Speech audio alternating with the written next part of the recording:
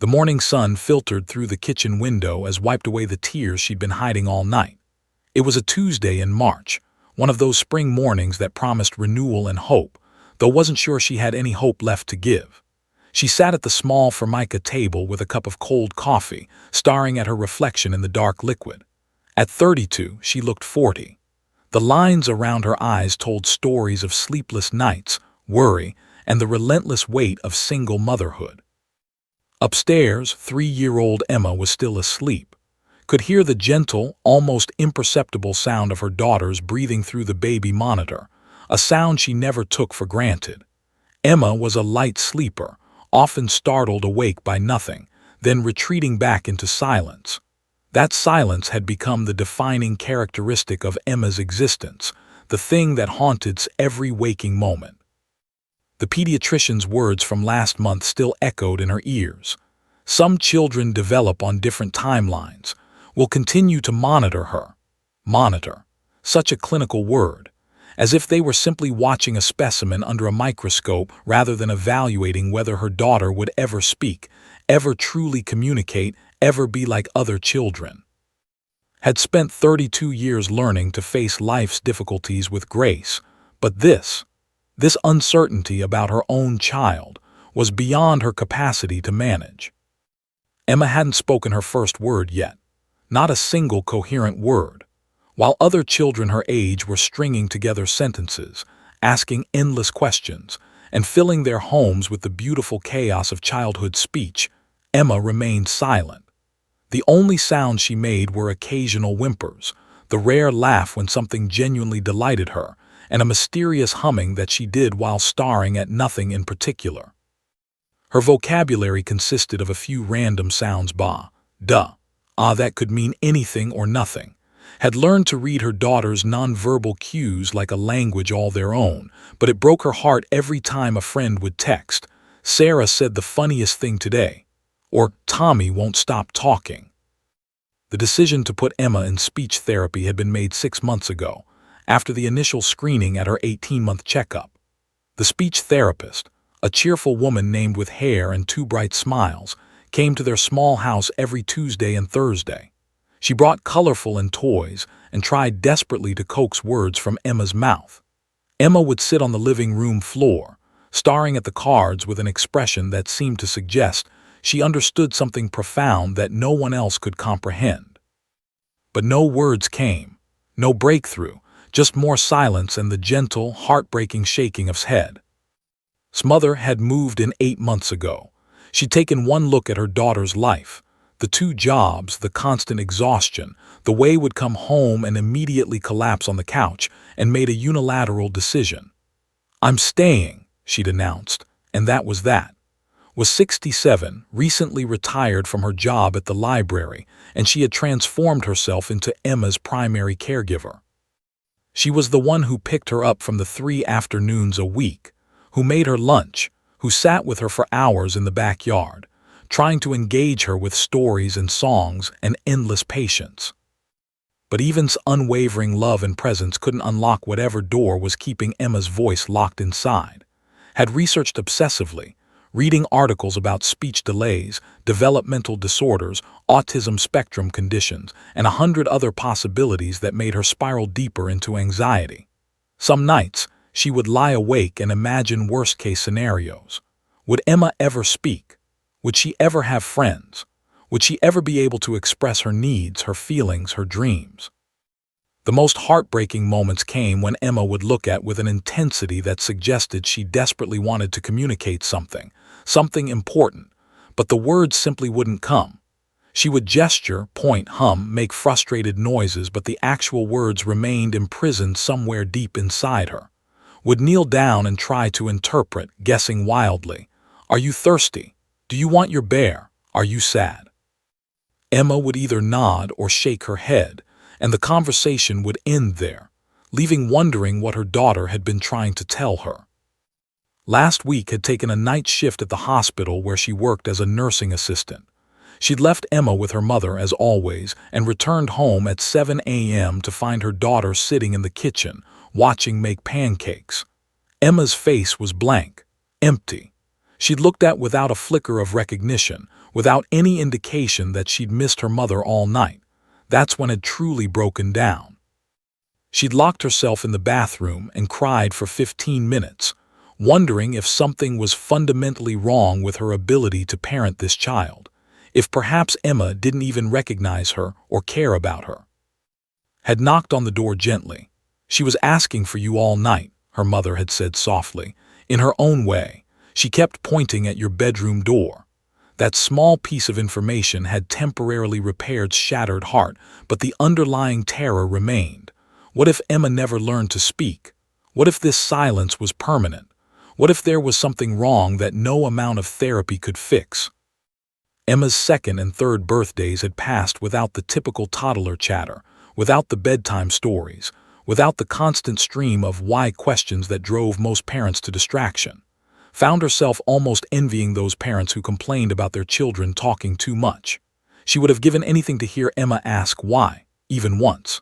She would have given anything to hear her daughter say, "I love you," or "Mommy, watch me," or any of the 1,000 things that children usually said.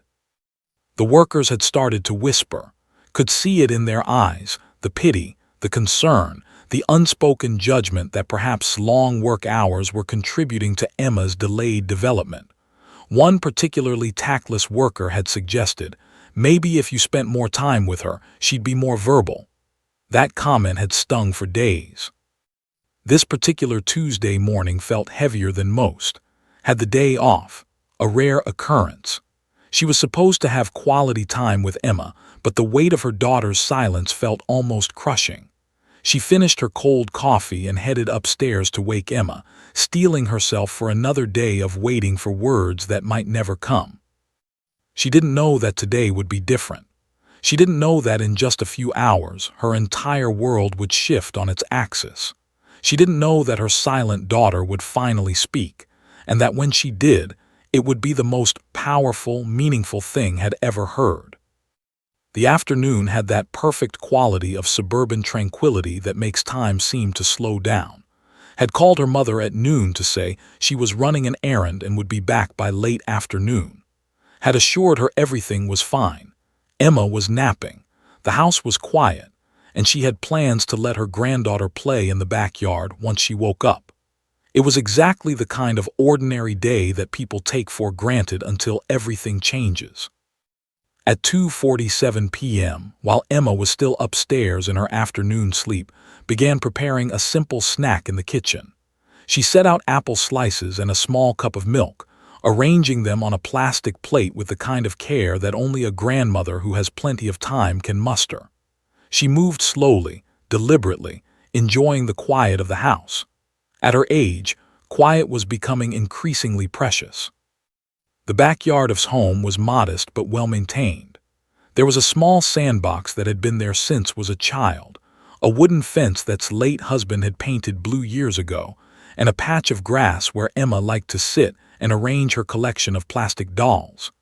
It was a safe space, enclosed and peaceful, the kind of place where a 3-year-old could play without parental anxiety spiraling out of control. By 3:15 p.m., Emma had woken from her nap and carried the still groggy child downstairs. Emma's hair was matted on one side, her eyes half closed, her stuffed rabbit clutched to her chest, guided her gently to the sliding glass door that led to the backyard. "Would you like to play outside, sweetheart?" she asked, knowing that Emma would respond to the question not with words but with actions. Emma nodded slightly and padded toward the grass, her small bare feet moving deliberately through the afternoon warmth. Watched her granddaughter settle onto the grass near the sandbox, arranging her dolls in a semicircle as if they were an audience for some private performance. Emma began that familiar humming sound, the one that sometimes made wonder if there was an entire world inside her granddaughter's head, a world of stories, songs, and emotions that simply had no outlet. The humming was beautiful in its own way, almost musical, though it held an undertone of melancholy that broke's heart every time she heard it. The neighborhood of Maple Street was typically quiet during weekday afternoons. Most of the working-age residents were at their jobs. Children were in school or it was the domain of retirees, stay-at-home parents, and the occasional sound of a lawn mower or leaf blower.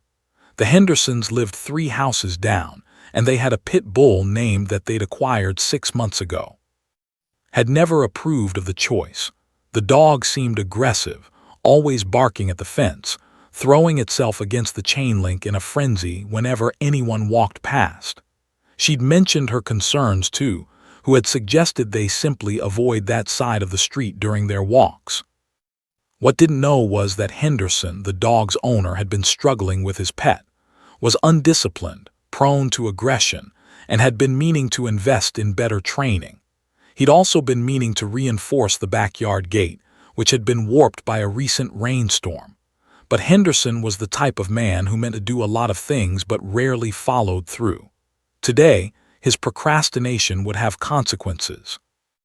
At 3:42 p.m., as Emma hummed softly and rearranged her dolls for what might have been the 100th time, Henderson pulled into his driveway and opened the backyard gate to let out for his afternoon bathroom break. He was in a hurry. He had a meeting at work he'd already missed, and he didn't check the gate carefully. He didn't notice the way the wood had shifted, creating a gap that a large dog could exploit with minimal effort. A 75-pound pit bull with an intense prey drive and a history of aggression toward other animals spotted the gap immediately. It was as if some switch flipped in his brain. Before could even process what was happening, was barreling through the compromised gate, running directly toward the sidewalk that bordered the residential street. The dog moved with terrifying speed and purpose, his muscles rippling under his short coat, his jaw set in an expression that could only be described as predatory. He was free, and for the first time in months, felt the intoxicating rush of uncontrolled movement. He didn't have a destination. He simply followed instinct toward the nearest prey he could sense. That prey was Emma.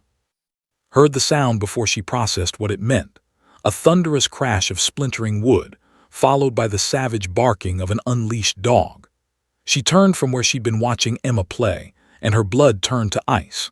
Running at full speed across the neighboring yards, knocking over a lawn chair and crushing the parson's flower bed, was, his eyes wild, his teeth bared, his entire body a weapon aimed at the small child sitting peacefully in the grass. "Emma!" screamed, a sound so primal and terrified that it seemed to tear from somewhere deep in her soul. She lunged forward, but she was 67 years old, arthritic, and there was no way she could reach her granddaughter before the dog did. Emma, who rarely showed strong emotions, turned her head at the sound of her grandmother's scream. For a moment, she didn't understand what she was seeing. The massive brown and white shape barreling toward her, the wild eyes, the open mouth. Her dolls flew into the air as closed the distance. Emma froze, her brain unable to process the danger, her body paralyzed by fear. Ran screaming toward her granddaughter, but she knew she wouldn't make it in time. The dog was 20 feet away, then 15. Shrieks became incoherent, a desperate sound of a grandmother watching her grandchild face mortal danger. Neighbors emerged from their homes, drawn by the commotion. Windows opened. Someone shouted, "Call 911." Reached for Emma but was already there, his muscular frame towering over the small child. Emma's face contorted in terror, her mouth opening in a silent scream. This was the moment that would change everything. Tackled Emma backward, shielding her with her body when the first siren wailed in the distance. The 911 call had come from the house directly across the street. The dispatcher, monitoring the call, immediately noted the threat level: aggressive dog, small child, life-threatening situation. The response was immediate and coordinated. Within 90 seconds, an eternity in a crisis, the first patrol car screeched around the corner onto Maple Street. Officer David Torres was the first to arrive, and he quickly assessed the situation. An unleashed pit bull in a state of aggression, an elderly woman shielding a child, and a neighborhood in panic. He reached for his radio to call for backup and, critically, to request the K-9 unit. "We need Duke," he said into the radio, his voice calm but urgent. "Code red, juvenile threat. requesting K9 assistance immediately. The dispatcher's voice crackled back. K9 unit is en route. ETA 3 minutes. 3 minutes felt like an impossibility. Was circling Emma and barking ferociously, his aggression escalating rather than diminishing. Another patrol car arrived. Officer Torres positioned himself between the dog and the child, his weapon drawn but hesitant. Firing at a charging dog in a residential neighborhood with a child nearby was a last resort, not a first option. "Stay inside," he shouted to the gathering neighbors. "To get behind me, move slowly." The tension was unbearable. Every second felt elongated, every sound amplified. Clutched Emma, who was now trembling violently, her silent nature becoming even more pronounced. She couldn't even scream. She was frozen in a state of primal terror. Then, through the chaos, came the sound everyone had been waiting for, the distinctive arrival of the K9 unit. The truck pulled up with the precision of a machine designed for exactly this scenario. The door opened, and Officer Reeves emerged with Duke, a 3-year-old German Shepherd weighing 90 pounds, trained in apprehension, protection, and community relations, at his side. Officer Reeves took in the scene in a millisecond. He assessed the threat level, the position of the child, the aggression level of the loose dog, and the presence of civilians. Then he made the decision that would alter the course of Emma's life. "Release," he commanded. Duke launched forward like a missile guided by instinct and training. Everything that happened next would unfold in seconds, but in those seconds, a miracle was waiting to be born. Time seemed to fracture into fragments. What should have taken seconds felt like minutes, and what took actual minutes felt like hours. The release command echoed across Maple Street like a gunshot, and in that instant, everything became a matter of physics, training, and instinct colliding at lethal speed. Duke exploded forward with the controlled fury of an animal bred and trained for exactly this scenario. His powerful hind legs propelled his 90-pound frame across the grass with acceleration that would have impressed a sports car manufacturer.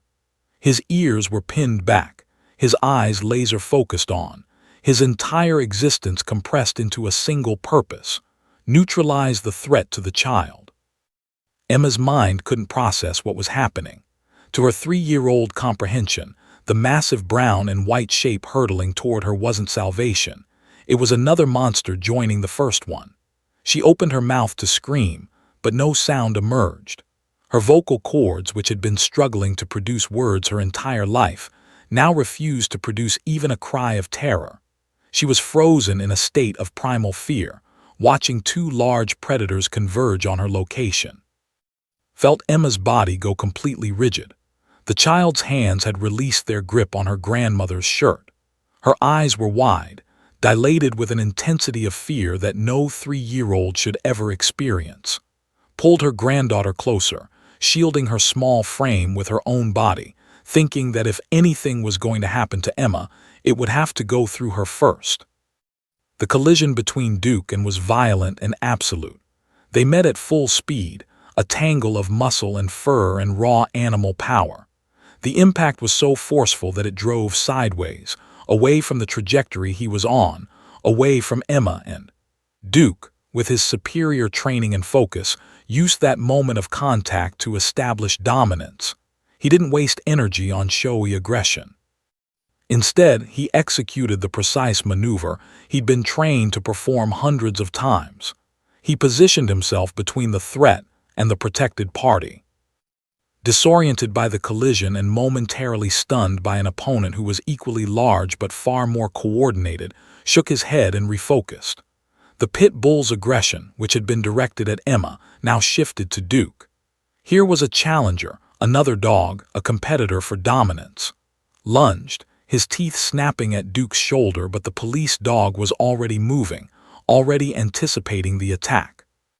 What unfolded in the next 15 seconds was a testament to years of professional training. Duke didn't engage in a traditional dogfight. Instead, he used his superior discipline to create distance, to maneuver, to control the space. Officer Reeves, reading Duke's movements like a language he'd learned over 8 years, began moving deliberately closer, his presence and voice adding another layer of control to the situation. "Easy, Duke, easy," Officer Reeves called out, his voice calm and commanding. "Control, maintain position." Duke, hearing his handler's voice, adjusted his strategy. He stopped his aggressive posture and instead created a living barrier, a wall of trained animal between and the child. His body language shifted from attacking to controlling, from offense to defense. He was protecting. He was guarding. He was doing exactly what he'd been trained to do in a combat scenario. Officer Torres, watching from his position with his weapon drawn, began to relax incrementally. He could see that Duke had the situation under control, was being contained. The immediate threat to the child was being neutralized not by bullets, but by an animal who understood his job better than most humans understood theirs. From Emma's perspective, everything was chaos and terror and the overwhelming presence of giant animals, but something was shifting in her perception. Through the fog of fear, she was beginning to understand something fundamental. The German Shepherd dog wasn't attacking her. The dog was attacking the other dog. The dog was protecting her. This was a revelation that her 3-year-old mind was only beginning to process. Protection, safety, the concept that someone or something could stand between you and danger. She'd experienced this from her mother, from her grandmother, from the workers. But this was different. This was a stranger. This was a massive animal that, by all logic, should be terrifying her just as much as was. Yet something in Duke's eyes was different from Sai's. Duke's aggression had purpose and discipline. Duke's violence had a target and a meaning. Duke was saying, without words, without any form of human communication, "I am here. I am between you and harm. You are safe." Officer Reeves was speaking into his radio now, coordinating with the other officers, with animal control, with the response team. "We have a K9 containment on the aggressive canine, requesting backup to secure the animal once we can safely maneuver." The officers moved with practiced coordination. They began to tighten a perimeter around, using their presence to limit his options. Duke maintained his position, his focus never wavering from the pit bull. It was a deadly ballet, choreographed by years of training and professional experience. His heart was pounding so hard she thought it might burst through her ribs. She could feel Emma trembling against her, but the trembling was changing. It was becoming less violent, less desperate. Was her granddaughter calming down? Was the immediate panic subsiding? After what felt like an eternity but was actually only about 90 seconds of intense action, Officer Torres was able to approach from behind while Duke maintained his focus.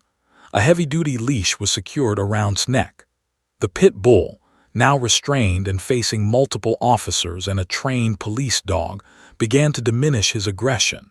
His dominance was being challenged and contained. There was nothing more he could do. "We've got him," Officer Torres announced. "K9 is secured. Animal control is en route." Officer Reeves' entire demeanor changed. The intensity faded. He gave Duke a command, and the dog immediately disengaged from his protective stance, though he remained alert. Officer Reeves turned his attention to the small child and the elderly woman, both still locked in their embrace. He slowly approached, Duke at his side, his voice gentle and measured.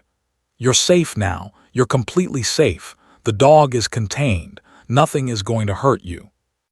Emma, still trembling, slowly raised her eyes to look at Officer Reeves. And then she looked at Duke. The massive German Shepherd that moments ago had been a terrifying blur of motion was now standing calmly beside a man in uniform, his tongue slightly out, his tail moving in a slow, gentle wag.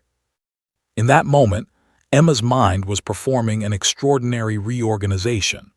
The fear that had been so all-consuming was beginning to crystallize into something else. She had just witnessed an animal, a big, powerful animal, put itself between her and danger. She had seen aggression transformed into protection. She had experienced the terrifying sensation of being hunted, and then watched as that sensation was replaced by safety. The paradox was working on her developing brain in ways that neurologists could have studied for years. Fear and safety, terror and protection, danger and rescue, all happening within seconds of each other. And the creature at the center of this transformation wasn't a human she knew. It was a stranger.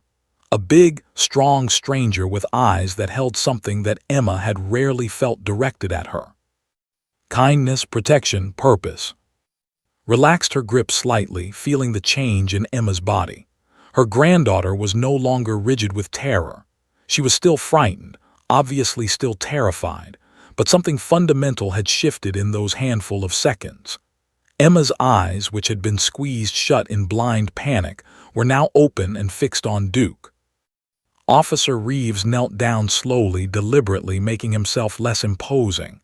"This is Duke," he said softly. "He's a police dog. He helped keep you safe. He's a good dog, a very good dog." Emma's breathing was slowing. Her heartbeat, which had been racing at speeds that were genuinely dangerous for a child her age, was beginning to normalize. Could feel it in the way Emma's small body was settling against her, the way her granddaughter's attention was focusing not on the chaos anymore, but on the calm presence of the animal who had just changed everything.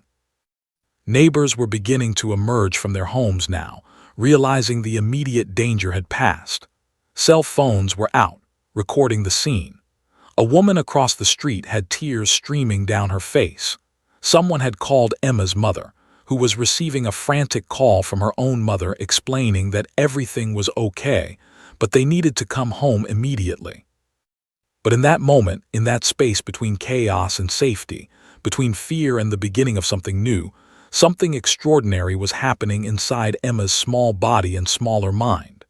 She was beginning to understand that sometimes, when you're terrified and alone, a protector can appear. And sometimes, that protector isn't someone you know or recognize.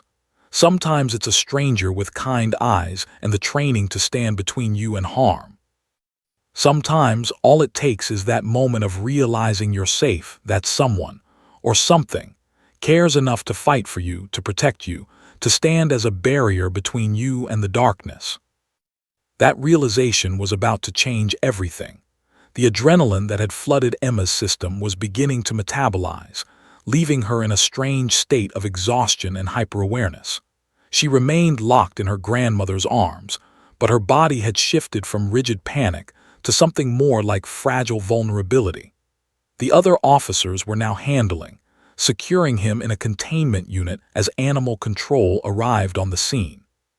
The chaos was being organized, categorized, processed into an incident report that would become part of the permanent record of Maple Street's most eventful afternoon.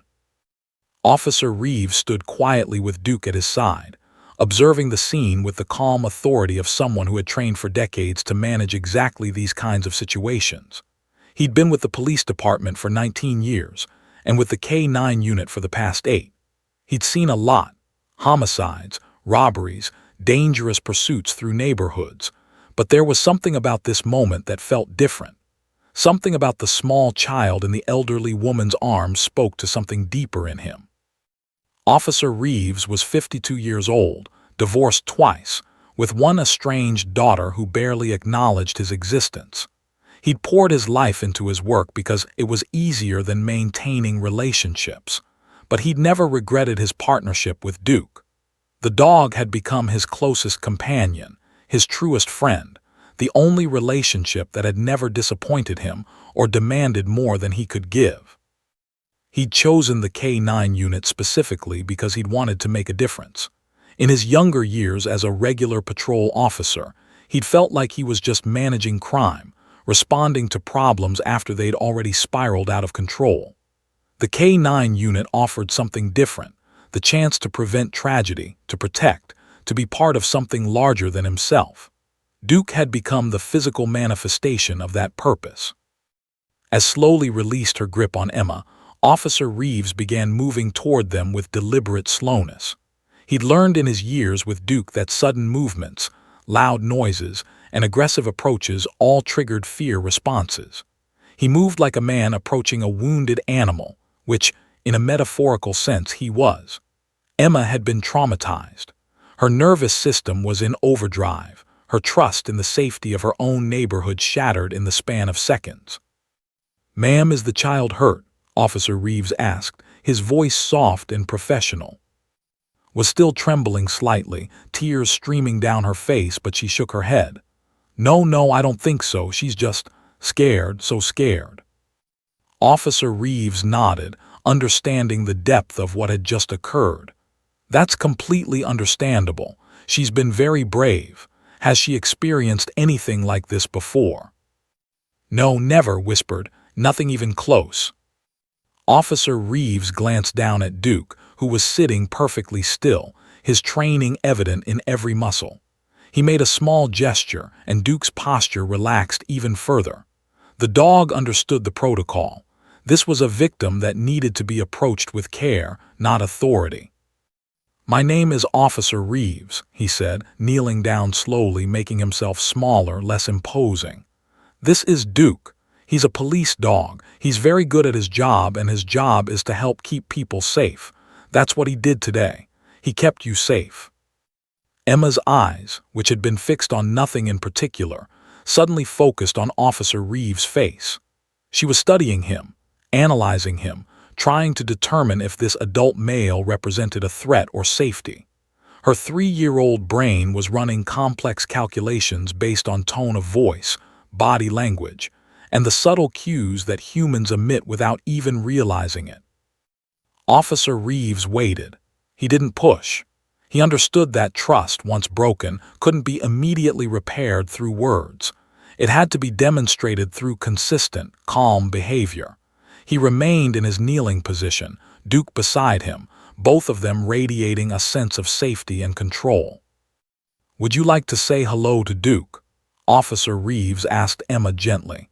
It wasn't really a question. It was an invitation wrapped in patient professional experience.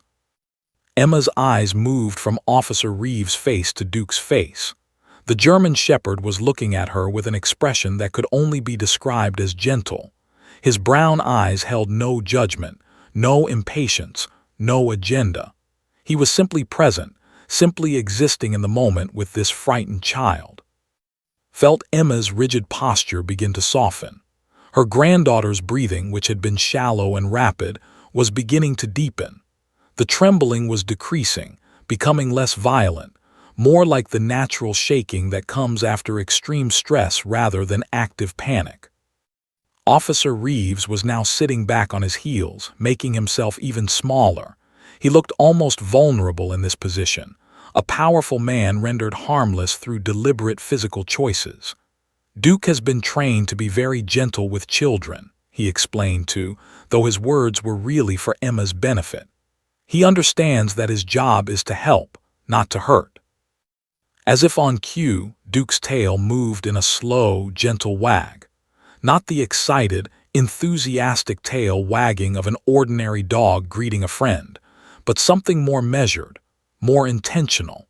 The movement of an animal who understood the gravity of the situation and was responding appropriately.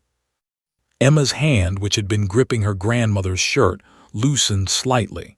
Her fingers uncurled from the fabric, held her breath, sensing that something important was happening, something delicate and precious that required absolute quiet and stillness. "You can pet him if you'd like," Officer Reeves said softly to Emma. "He won't hurt you, I promise."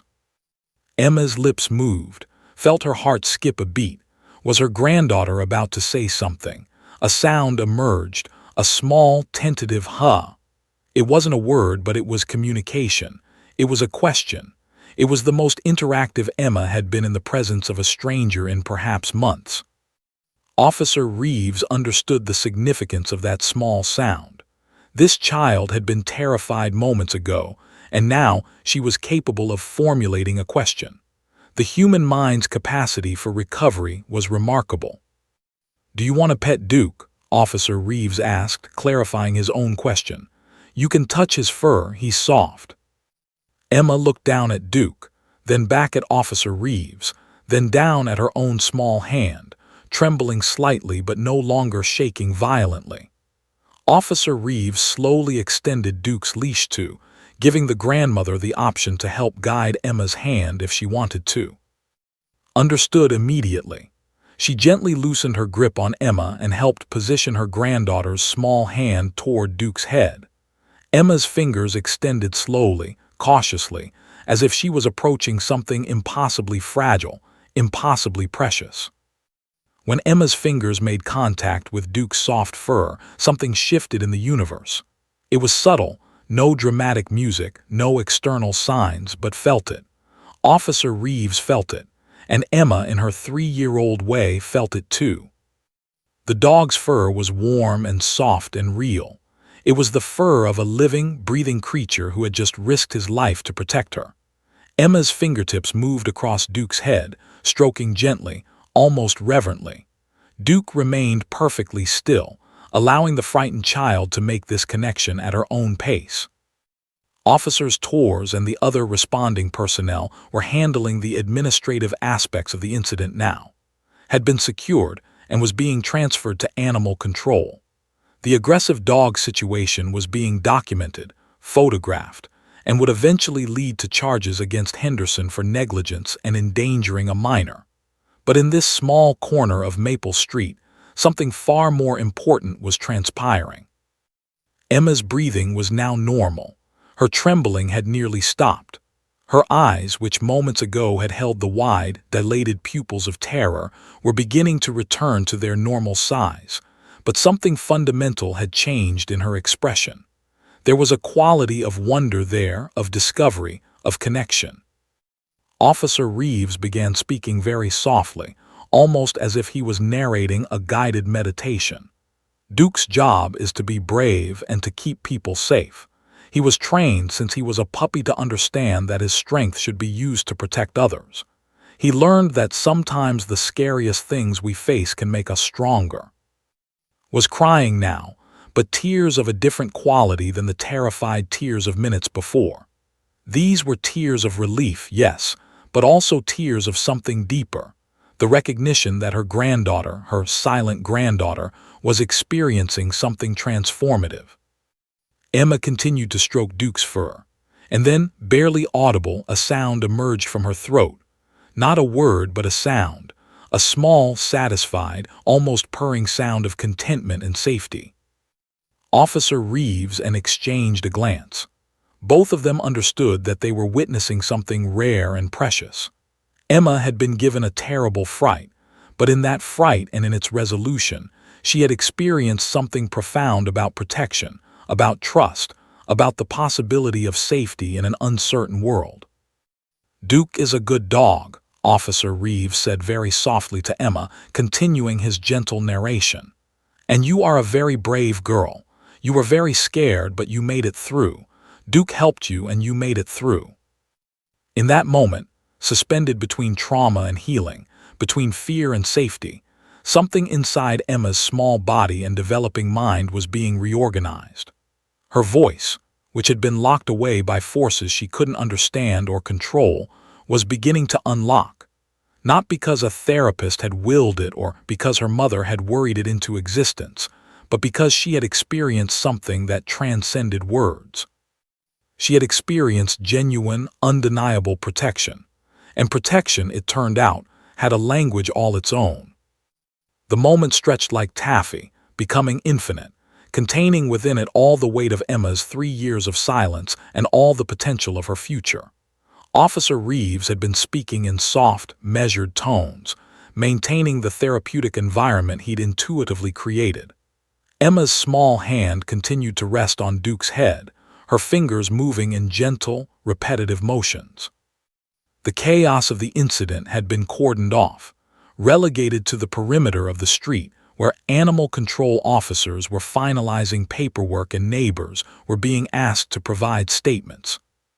But here in this small island of calm, something was building. Could feel it. She'd spent 3 years watching Emma, studying her silences, learning to read every minute shift in her granddaughter's face, her posture, her energy. And what she was sensing now was different from anything she'd experienced before. It was like watching a kettle slowly reach a boil, the temperature rising imperceptibly until suddenly the water transforms into something entirely new.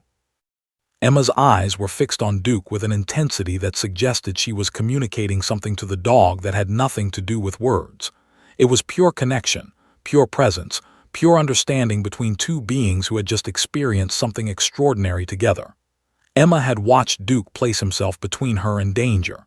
She had felt the impact of that choice in her small body.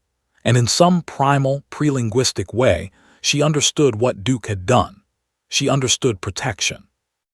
Officer Reeves was beginning to stand, having realized that the immediate crisis was truly over, that his work here was shifting from emergency response to community reassurance. He moved slowly, deliberately, not wanting to startle the child who had just begun to heal. "I'm going to need to finish some paperwork," he said gently too, "but I wanted you to know that your granddaughter was incredibly brave today. What she experienced was traumatic, but she's showing remarkable resilience. That's a sign of inner strength." Nodded, unable to speak, tears still flowing down her weathered face. She looked down at her granddaughter, this small, silent child who had stolen her heart 3 years ago and had held it ever since. And that's when it happened. Emma's lips moved, her mouth opened, her jaw shifted. After 3 years of sounds that ranged from whimpers to the occasional laugh to that mysterious humming, Emma's mouth was forming shapes. Her tongue was pressing against the back of her upper teeth. Her throat was preparing to produce something entirely new. Officer Reeves, who was in the process of turning away, paused. He'd seen enough in his 19 years as a police officer to recognize when something significant was about to occur. There was a quality to the moment, a kind of holding of breath, a universal pause as if the entire neighborhood was collectively waiting to hear what this silent child would say. Felt her granddaughter's hand tighten slightly in hers. Emma's entire small body was tensing, not with fear this time, but with concentration. It was the physical manifestation of effort, of pushing against an internal barrier that had been in place for as long as could remember. Emma's eyes, still fixed on Duke, were full of intention. Her mouth opened wider. A sound began to form, not a cry, not a whimper, not the half-formed babble that had characterized her vocalizations for 3 years. This was different. This was a sound with structure, with purpose, with the unmistakable architecture of language. The first sound emerged, drawn out, hesitant but present. Officer Reeves turned back. He understood that something extraordinary was happening. He stood perfectly still, as if any movement might disturb the delicate process unfolding. Emma took a breath, a real breath, the kind that an athlete takes before a sprint, the kind that a speaker takes before delivering something they've prepared their whole life to say. She tried again, her voice slightly stronger, her mouth forming the shape with more confidence. The officers in the distance had stopped their paperwork. The neighbors on their lawns had gone quiet. It was as if the entire street was collectively recognizing that a miracle was in process. Emma's eyes flickered from Duke to Officer Reeves. There was a question in her gaze, a seeking of approval, a checking in with the world around her to make sure that what she was attempting was acceptable, was welcome, was safe. Officer Reeves nodded slowly, his expression one of pure, undiluted encouragement. "Yes," he said softly. "Good, keep going." And Emma did. "Good dog." The words tumbled out of her mouth with perfect articulation, as if she'd been saying them her entire life. 2 words, simple words, words that any 3-year-old could say and forget in the same breath. But these weren't ordinary words. These were revolutionary words. These were the words that Emma's speech therapist had failed to coax out through hundreds of hours of professional intervention. These were the words that had been locked inside Emma's small body for 3 years, waiting for the right catalyst. Gasped so forcefully that she nearly lost her breath. Her hand flew to her mouth. Tears came, not the tears of relief and fear she'd been shedding all afternoon, but tears of overwhelming, transcendent joy. "Good dog," Emma repeated, her voice stronger now, her confidence building with each syllable. "Good dog." Officer Reeves felt his throat tighten. In 19 years of law enforcement, he'd made dozens of arrests, prevented numerous crimes, responded to countless emergencies. But he'd never experienced anything quite like this. He'd never been present at the exact moment when a child's entire world shifted, when silence transformed into voice, when trauma became the unexpected doorway to healing. Duke's tail wagged faster, as if the dog understood that he was being praised, that he had accomplished something extraordinary, that this small child was recognizing his role in her salvation. Other officers began to approach slowly, drawn by the significance of what they were witnessing. Officer Torres reached and placed a gentle hand on her shoulder. He'd responded to many calls during his 17 years as a police officer, but he'd rarely been present at a moment this profound. "Good dog," Emma said again, and this time there was something in her voice that sounded like wonder. She was discovering her own capacity for speech, testing it out, finding that it worked, that words could come out and they could mean something and they could communicate something true and important. She turned to look at Officer Reeves, her small face transformed. Where there had been fear and trauma, there was now a tentative joy. "Good dog?" she asked, pointing at Duke, her voice rising at the end as if she was asking for confirmation that her assessment was accurate. "Yes," Officer Reeves said, his voice slightly hoarse with emotion. "Very good dog." Emma released his hand and took a tentative step toward Duke. Officer Reeves watched carefully, ready to intervene if needed, but understanding that Emma needed to initiate this connection on her own terms. Emma reached out her small hand and once again touched Duke's head, her fingers now moving with confidence rather than tentative exploration. "Good dog," she whispered, as if it was a secret meant only for Duke to hear. Sank onto the grass, her legs no longer able to support her. She covered her face with her hands and wept, the kind of tears that come when you've been carrying a burden so heavy that you forgot what it felt like to set it down, and then suddenly, inexplicably, the burden is lifted. Car pulled into the driveway at that exact moment. She'd received a frantic call 20 minutes ago and had left work immediately, her heart in her throat, terrified of what she might find. She jumped out of her vehicle, her face a mask of maternal panic, ready to face any emergency. What she found instead was her daughter, her silent daughter, her daughter who had barely spoken a word in her entire life, standing in the grass petting a police dog and saying, with perfect clarity, "Good dog." Her knees buckled. She grabbed the fence to steady herself, unable to process what she was seeing. "Emma," she called out, her voice uncertain, as if calling to someone she'd never truly heard respond before. Emma turned, and for the first time she looked directly at her mother with eyes that held full recognition and full capacity for communication. She didn't say anything. The breakthrough of 2 words was enough for now. But she smiled, and it was a smile that contained 3 years of experience, 3 years of trying, 3 years of existing in a world where words seemed impossible. And then she said it again to her mother, to the police officer, to her grandmother, to the gathered officers, to the neighbors now openly crying on their lawns, to the universe that had seemed so indifferent to her silence. "Good dog." Officer Reeves felt something shift inside him, a recognition that this moment, this ordinary Tuesday afternoon on Maple Street had become sacred. He joined the police force wanting to protect people, wanting to make a difference. He'd become a K-9 officer because he wanted his work to matter.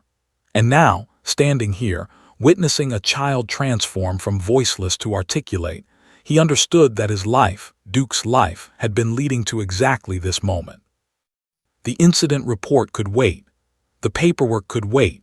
For now, there was only this: a child who had found her voice, a dog who had been the catalyst for that voice, and a community that had witnessed what protection, kindness, and genuine connection could accomplish. Emma said it once more, her voice now filled with the kind of certainty that can only come from having discovered something true about the world. Good dog. And in those 3 syllables, everything changed. The first week after the incident was a blur of medical evaluations, police reports, and family adaptations to a reality that had fundamentally shifted. Emma had been examined thoroughly by pediatricians, neurologists, and developmental specialists, all searching for explanation in the data. Had there been a physical blockage in her throat that had somehow been relieved? Was it a neurological condition that had spontaneously resolved? Could trauma genuinely trigger such dramatic linguistic development?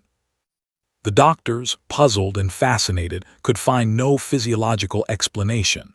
Emma's throat was healthy. Her neural pathways appeared normal. There had been no medical intervention, no medication adjustment, nothing that could account for the sudden, dramatic shift in her verbal capacity.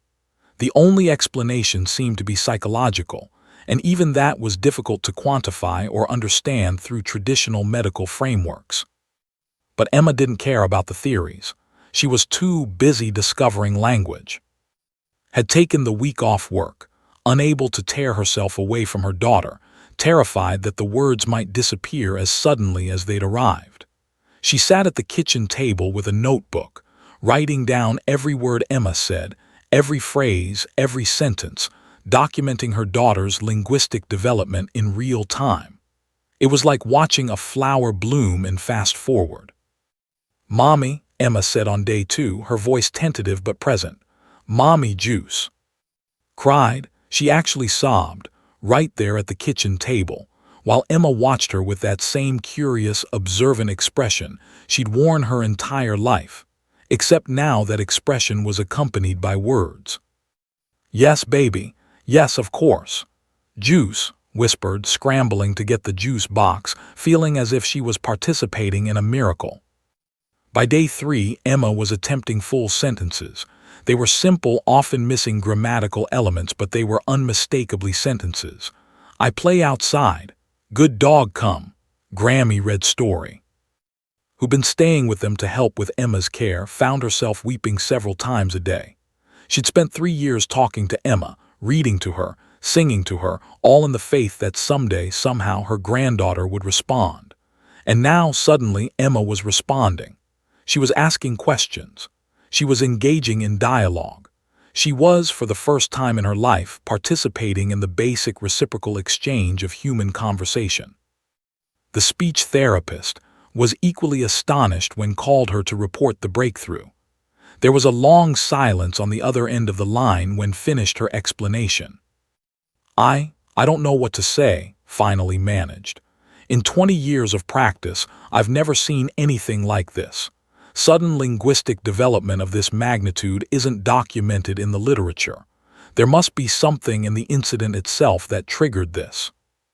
"Does it matter?" asked, not unkindly. "She's speaking, she's communicating, she's my daughter and she's talking." "Of course it matters," said, recovering her professional composure. "I'd like to continue working with her to help refine her language skills, but honestly, I think what happened on that street might be more therapeutic than any formal intervention I could provide." Officer Reeves received a call from Officer Torres on day 4. "Captain wants to meet with you," Torres said. "And he wants Duke there too. Something about the incident on Maple Street. Apparently, it's making waves." Reeves arrived at the precinct to find the captain in his office with a stack of printouts. "Sit down," Captain said, gesturing to the chair across from his desk. "I wanted to talk to you about the call you responded to on Tuesday. Emma Richardson, 3 years old, severe speech delay, no verbal capacity prior to the incident." "Yes, sir," Reeves confirmed, Duke settling at his feet with the obedience of a well-trained animal. The child showed resilience in an extremely stressful situation. "More than that," the captain said, sliding a printed email across the desk. "Her mother wrote to us. Emma hasn't stopped speaking since Tuesday. The pediatrician is baffled. The speech therapist is amazed. The child's entire developmental trajectory appears to have shifted because of Duke's intervention in that situation." Reeves felt something shift in his chest. He'd known that something significant had occurred, but he hadn't dared hope that it might have lasting impact. That's remarkable, sir. It is, Captain agreed. And it raises interesting questions about the therapeutic potential of our K-9 unit in community situations. I'm thinking we might expand the program, get more visibility for what you and Duke do, turn this into something bigger than one incident on one street. Over the following weeks, the story began to spread. A local news reporter had interviewed and the narrative of a frightened, nonverbal child finding her voice through a police dog caught the public imagination. The story ran on the local evening news, then got picked up by state media outlets. Within a month, Emma's story had been featured in 3 regional newspapers and shared millions of times on social media. Parents of children with speech delays began reaching out too, desperate for hope, wanting to know if there was something specific they could do, if exposure to police dogs might unlock their own children's voices. Speech therapists started publishing observations about the psychological mechanisms that might be at work, how trauma, when properly supported and transformed, could sometimes catalyze breakthrough rather than deterioration. For Emma, the practical impact was immediate and observable. Her vocabulary expanded exponentially. She went from those first 2 words to 50 words in week 1 to 200 words by week 3. Her sentences became more complex. She started asking questions with the relentless curiosity that characterized typical 3-year-olds. Why sky blue? What clouds made of? How dogs talk. Officer Reeves and Duke were invited to Emma's preschool to participate in a safety presentation. It was supposed to be a routine community outreach visit, but Emma's presence changed everything.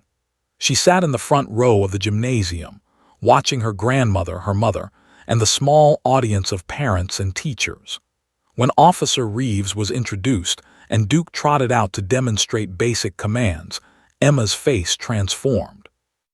"That Duke," she announced loudly, her voice carrying through the gymnasium. "That good dog." The audience responded with surprised laughter and knowing smiles. Parents who'd heard Emma's story through social media suddenly understood. They were looking at the child who'd been silent, who'd remained locked behind a barrier of developmental delay, now speaking with unself-conscious enthusiasm and confidence. "Yes," Officer Reeves said, looking directly at Emma. "That's the good dog who helped you, and you were very brave that day." "I very brave," Emma confirmed, nodding solemnly.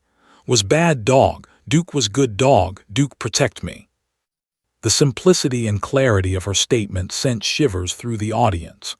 A child who 6 weeks ago couldn't articulate a single word was now providing a complete, coherent narrative of traumatic events and emotional processing.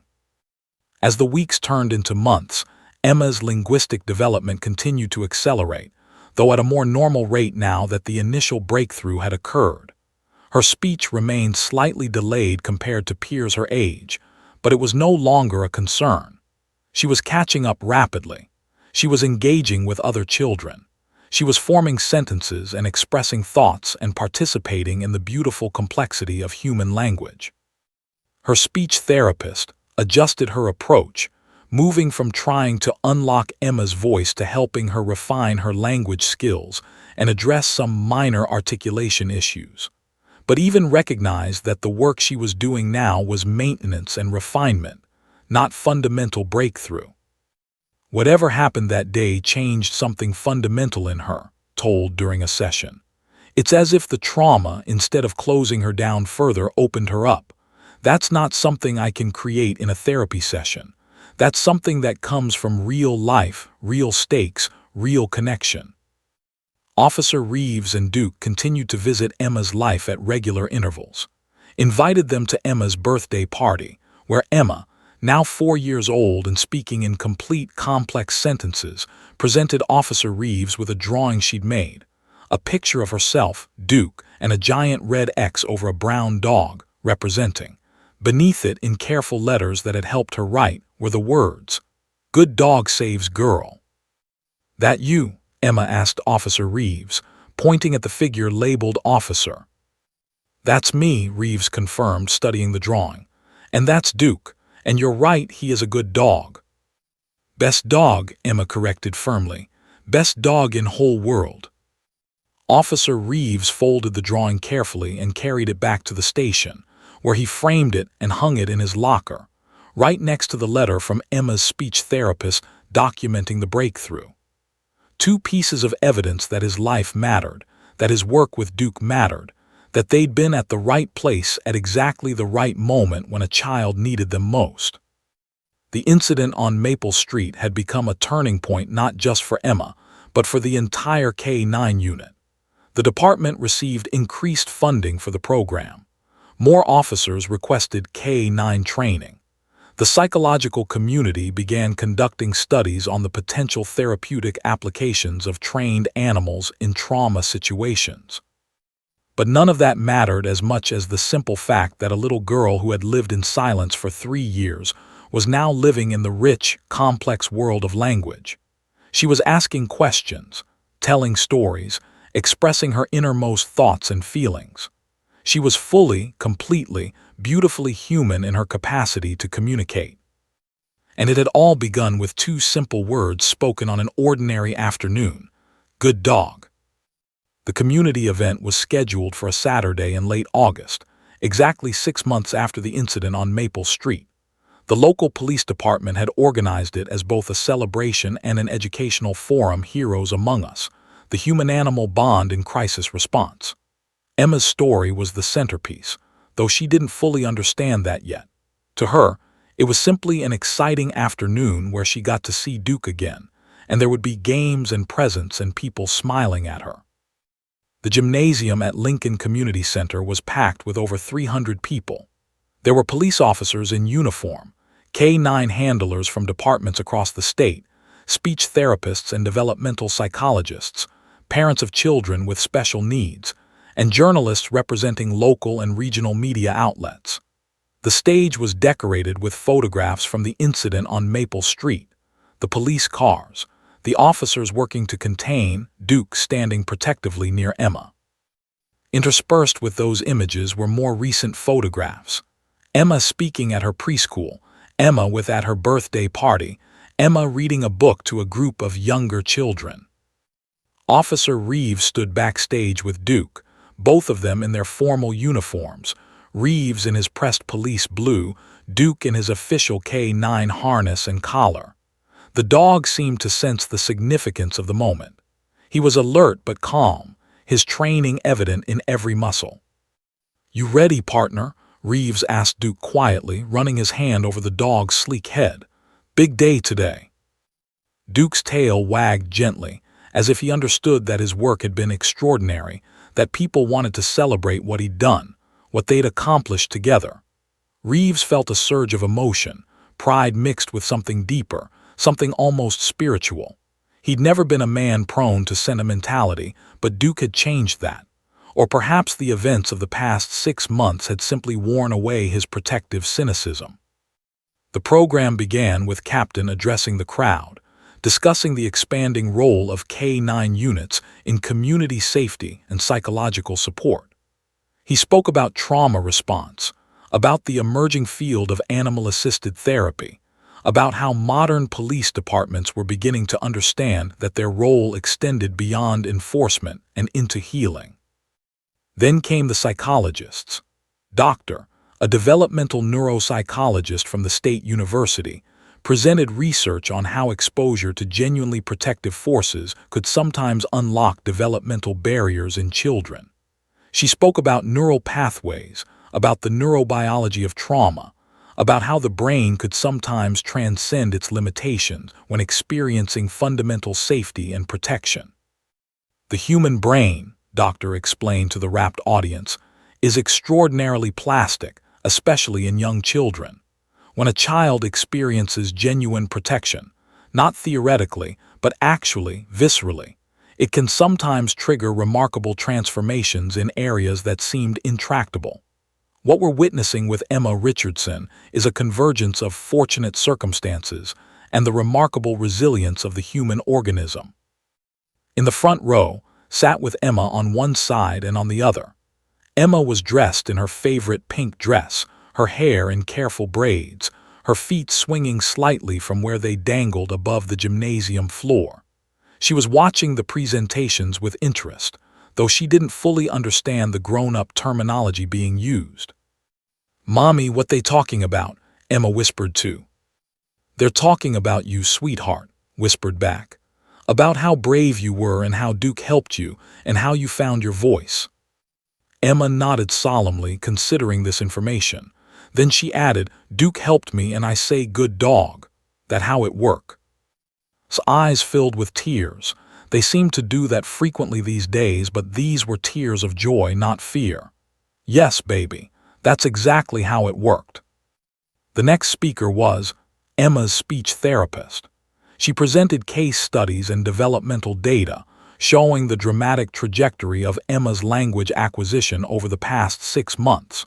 She discussed the limitations of traditional intervention methods and the potential of experiential breakthroughs. "In my 20 years of practice," told the audience, "I've never documented language development of this magnitude following a single emotional event." Emma's case challenges some of our fundamental assumptions about developmental delays. It suggests that sometimes the most powerful therapy is lived experience, is genuine human connection, is the overwhelming reality of being protected by someone or something willing to stand between you and harm. Then came the moment everyone had been waiting for. Captain announced, "And now the girl who changed everything, Emma Richardson." Emma, looking momentarily uncertain, glanced up at. Her mother gave her an encouraging nod and gently squeezed her hand. With the courage that had become her defining characteristic, Emma stood up and walked toward the stage. The audience fell silent. Here was the silent child who had captured their hearts through social media posts and news stories, standing on a stage in front of hundreds of people. She climbed the steps carefully, her small hand gripping the railing for support. Officer Reeves helped her up onto the stage and guided her to the microphone, which had been lowered to her height. Emma looked out at the sea of faces. For a moment she seemed overwhelmed. Then her eyes found Duke, sitting proudly beside Officer Reeves. Her expression transformed.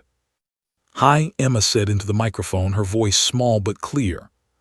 Emma, I scared that day. Was bad dog, he run at me. I very scared."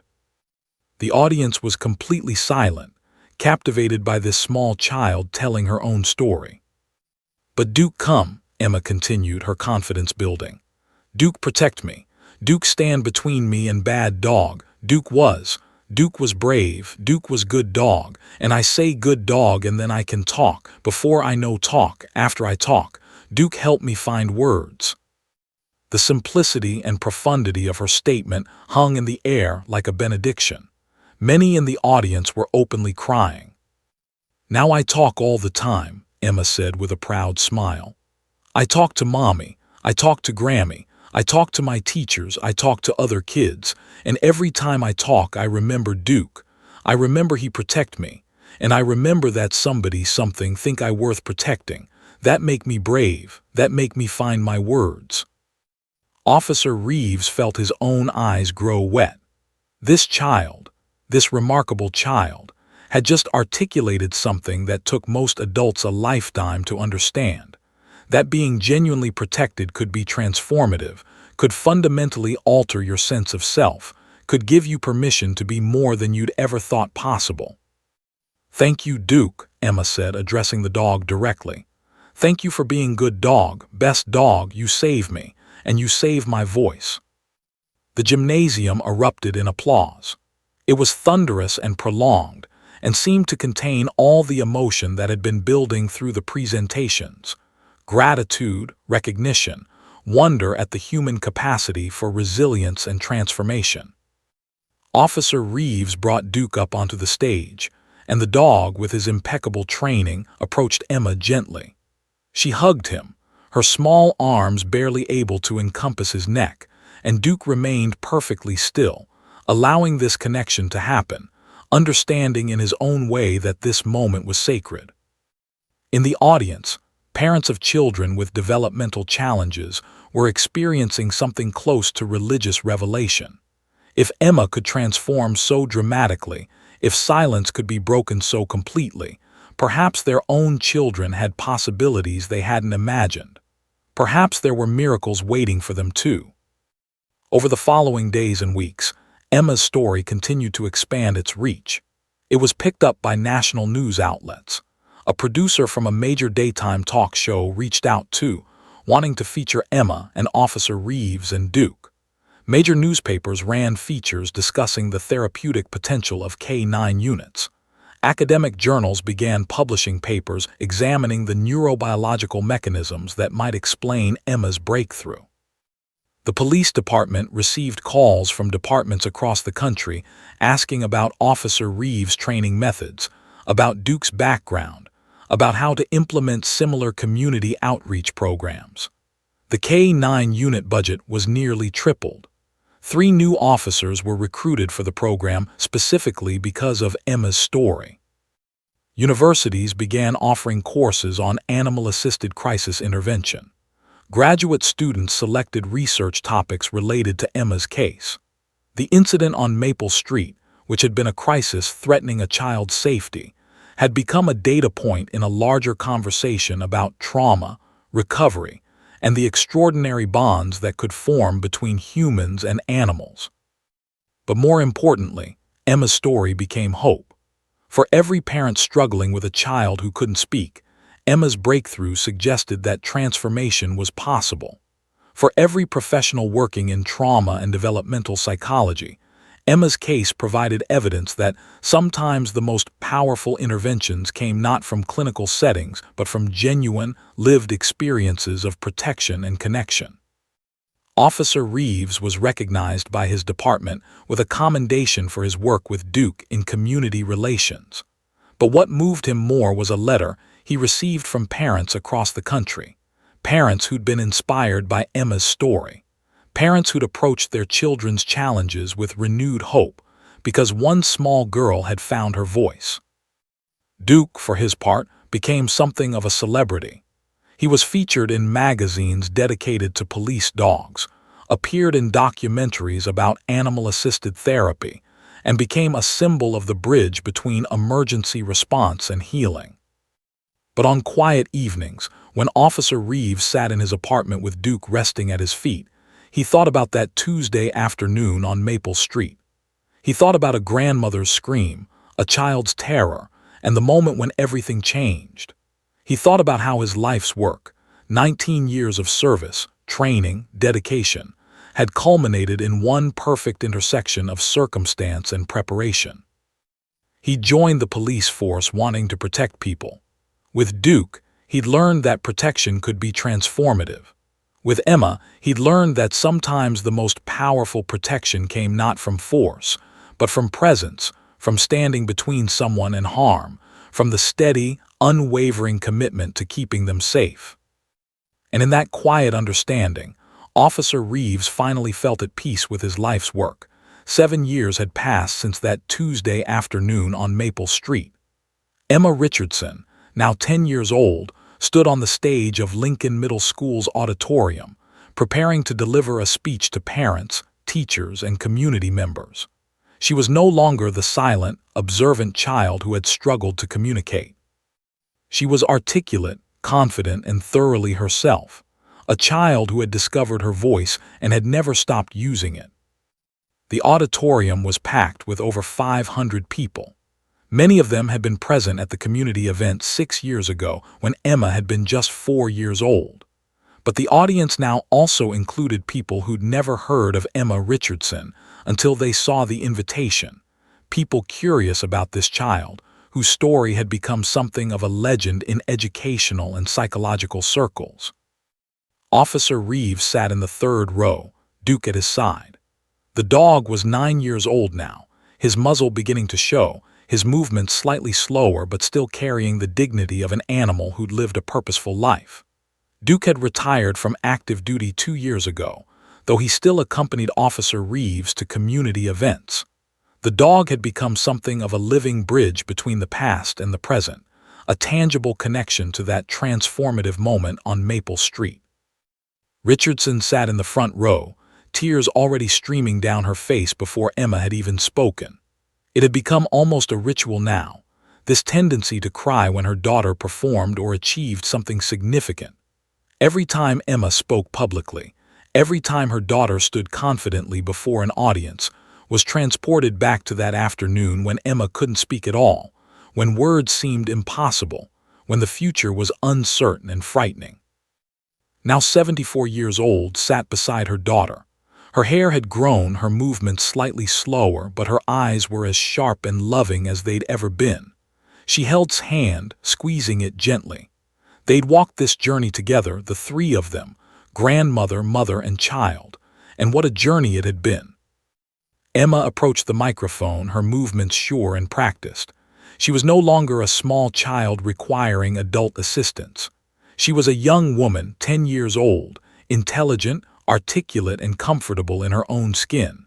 Her speech was titled Finding My Voice, a journey from silence to self. "Good afternoon," Emma began, her voice steady and clear. "My name is Emma Richardson, and I'm here to tell you a story that changed my life. But first, I want to say thank you to someone very important. Officer Reeves, can you bring Duke up here?" The audience smiled knowingly. Officer Reeves stood and guided Duke toward the stage. The dog climbed the stairs carefully, his movements deliberate and practiced. Emma wrapped her arms around Duke's neck, and there was that same profound connection that had been present 7 years ago, unchanged, undiminished, eternal. "This is Duke," Emma announced to the audience. "This is the dog who saved my life, not in the way you might think. He saved my life by giving me permission to find my voice." Emma then told her story, not as a 3-year-old seeing it for the first time, but as a 10-year-old looking back with understanding and perspective. She described the silence, the frustration of not being able to communicate, the way her mother and grandmother had worked tirelessly to help her find words. She described the fear of that afternoon, the aggressive dog, and then the moment when everything changed. "People ask me a lot," Emma said, "what it was like to go from barely speaking to speaking all the time. And honestly, it's hard to explain. But I think what happened was that I finally felt safe enough to try. Not just safe physically, though that was important, but safe in a deeper way, safe enough to be myself, safe enough to express what I was thinking and feeling, safe enough to take the risk of using my voice." She paused, looking directly at Officer Reeves and Duke. "Duke taught me that protection isn't just about stopping bad things from happening. It's about creating a space where you can become who you're meant to be. And I'm meant to be someone who speaks, who shares, who communicates. Duke helped me understand that." The audience was completely silent, absorbing her words. Many of the professionals in attendance, the speech therapists, the psychologists, the educators, were taking notes, recognizing the profound psychological insight contained in a 10-year-old's reflection on her own transformation. Emma continued, discussing her journey through the past 7 years. She talked about starting preschool, about learning to read, about making friends, about all the things that children who can communicate take for granted. She talked about the speech therapy that had continued after the incident, helping her refine and expand her language skills. She talked about the challenges she'd overcome, the way her initial development lag had gradually closed, until now, at 10 years old, she was completely caught up with her peers. "But more than that," Emma said, "I'm ahead in a lot of ways. I've learned things that a lot of kids don't learn until much later if they learn them at all. I've learned that protection is real, that kindness matters, that sometimes the scariest moments can become the most transformative, and I've learned that my voice, my actual voice, is powerful and important and worth using." She then spoke about her current life. She was an excellent student, particularly strong in language arts and reading. She joined the school choir and discovered she had a beautiful singing voice, something that delighted her given that she'd spent 3 years barely able to speak. She had close friendships, was known for her kindness to other children, and had become something of an unofficial counselor to other kids who were struggling with anxiety or communication difficulties. "I want to be a speech therapist," Emma announced to the audience. "Or maybe a psychologist who works with children who experience trauma, because I know what it feels like to be trapped in silence, and I know what it takes to break through that silence. And I want to help other kids find their voices, the way Duke helped me find mine." The applause that erupted was thunderous. Officer Reeves was openly crying now. This man who'd spent 19 years maintaining professional distance and emotional control. He was crying because he understood the significance of what had just occurred. That little girl who couldn't speak had become a young woman articulate enough to inspire hundreds of people and confident enough to envision a future of service and compassion. After the speech, there was a reception where Emma was surrounded by people wanting to talk to her, congratulate her, ask her questions. Teachers wanted to discuss her academic progress. Psychologists wanted to ask about her experiences. Parents of children with speech delays wanted to know if there was anything that could help their own children. But the moment that seemed most meaningful was when Emma sat down with Officer Reeves and Duke, away from the crowd, in a quieter corner of the gymnasium. She threw her arms around Duke's neck and whispered something into his ear that only the dog could hear. "What did you tell him?" Officer Reeves asked gently. "I told him thank you," Emma said. "I told him that I'm happy. I told him that every day I'm grateful for that day on Maple Street, even though it was scary. Because if that day hadn't happened, I'd still be silent. And silence is a very lonely place." Officer Reeves reached over and squeezed Emma's shoulder. "You know what I realized," he said. "That day wasn't just about saving you from a dangerous dog. It was about Duke teaching you that you were worth protecting. And that realization that you were worth protecting, that's what gave you permission to grow." Emma nodded solemnly. "That's exactly what I told Duke. I told him I finally understood that I was worth protecting.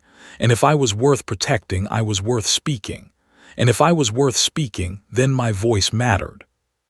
In the years that followed, Emma's story continued to evolve. At 13, she gave a talk on trauma and resilience that was watched by millions online. At 16, she was interviewed by major news outlets about her experiences and her insights into developmental psychology.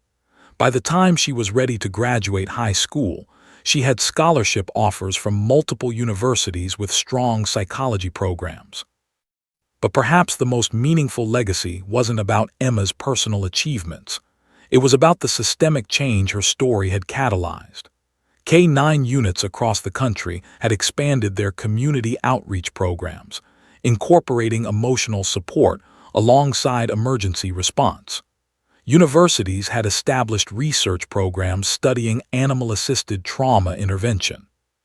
Speech therapists and psychologists had begun to understand the profound potential of lived experience in healing developmental and trauma-related challenges. On Emma's 18th birthday, she visited Officer Reeves at the police station. Duke was completely retired now, spending his days in the comfort of Officer Reeves' home.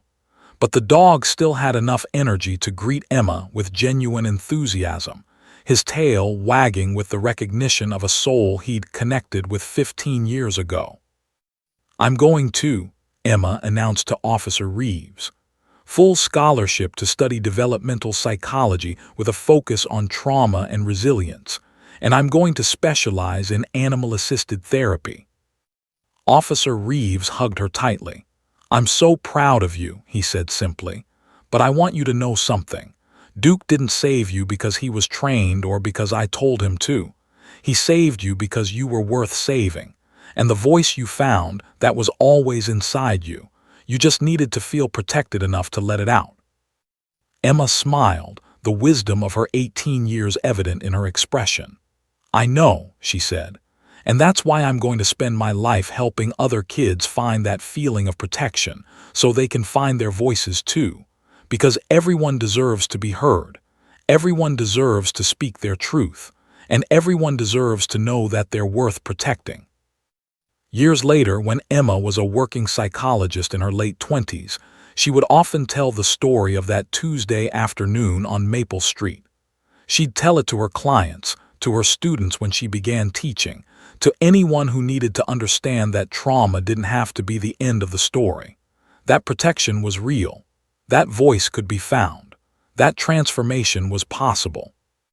And she would always mention Duke, the police dog who'd been at exactly the right place at exactly the right moment, who'd understood instinctively that his job was to protect, who'd stood between a child and danger and in doing so, had changed the entire trajectory of a life. Officer Reeves retired at 60, Duke having already been retired for years. But he spent his final years volunteer counseling with the police department's K-9 unit, sharing his story, helping younger officers understand that their work wasn't just about enforcement. It was about connection, about protection, about the sacred responsibility of standing between harm and vulnerability. And when Officer Reeves finally passed away at 78, his obituary in the local paper mentioned his service, his dedication, his partnership with Duke. But it also mentioned something more important, that Officer Reeves had been present at one of life's miracles, and that he had had the wisdom and compassion to recognize its significance. Emma, by then a respected psychologist and researcher, gave the eulogy at his funeral. She spoke about what Officer Reeves had taught her through his actions, that protection could be transformative, that kindness mattered, that sometimes the most important work we do is simply standing between someone and harm, believing in their capacity to heal, and giving them permission to become who they're meant to be. Officer Reeves understood something fundamental, Emma told the gathering of police officers, friends, and family. He understood that every act of protection carries within it the seed of transformation. He understood that when we truly protect someone, we're not just saving their life in the moment, we're saving their potential, their voice, their future. That's the legacy he left, not just in his official service record, but in the lives he changed, especially in mine. And somewhere in the gathered crowd, a therapy dog, one of Duke's descendants in the police department's K-9 program, seemed to understand that an era had ended, that a great partnership had concluded, but that the work would continue through the lives they'd touched and transformed.